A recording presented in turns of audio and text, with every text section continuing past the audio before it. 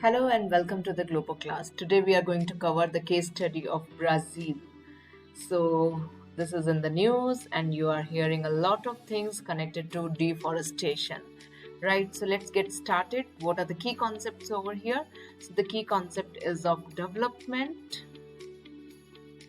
sustainability, sustainability, okay, and the theories are of capitalism versus environmentalism. Pardon all my spelling errors. Environmentalism.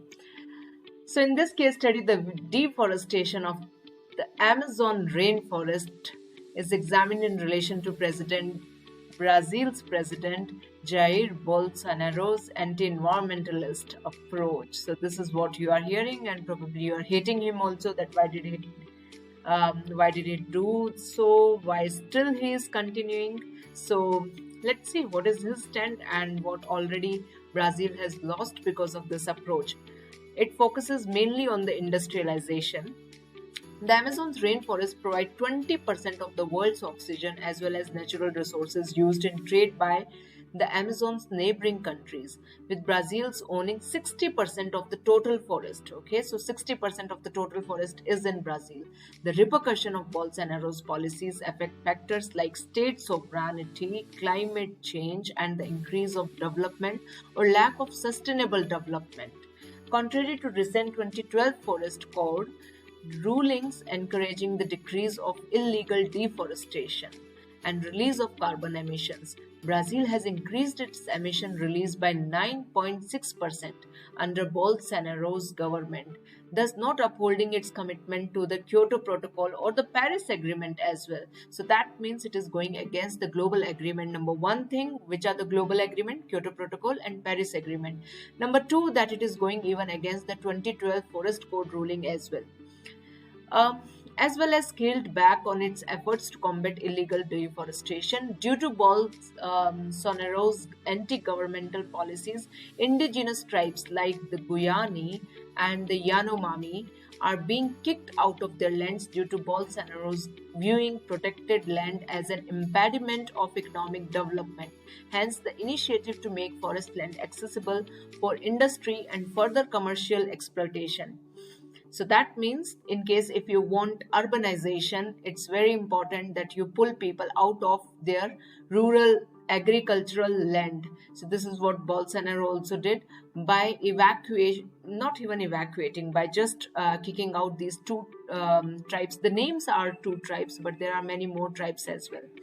Evidently, Bolsonaro's policies have received both global and regional backlash due to environmental concern revolving around his industrialization methodology. So here you may think of capitalism versus environmentalism. Non-governmental organizations like Amnesty International have created campaigns like Brazil for Everybody, as well as G7 members like France and Germany. They offered environmental aid to Brazil. However, Bolsonaro's translated any foreign interference as an attempt to buy Brazil's sovereignty.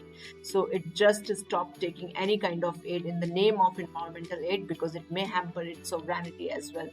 Under Bolsonaro's industrialization methods, there has been a 34% increase in deforestation, as well as an increase in forest fires.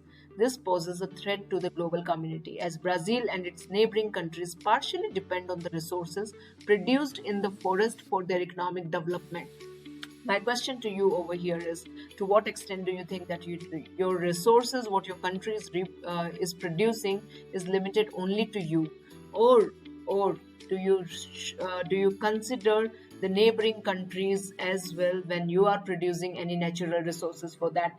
Are you allowed to take decisions only as per your country's need, or should you consider even the international or the regional or the global approach as well while making the decision? Think over it.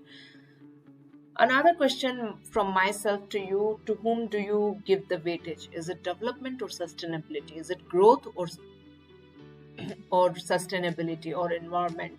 Think over it, and we'll come up with the next case study soon.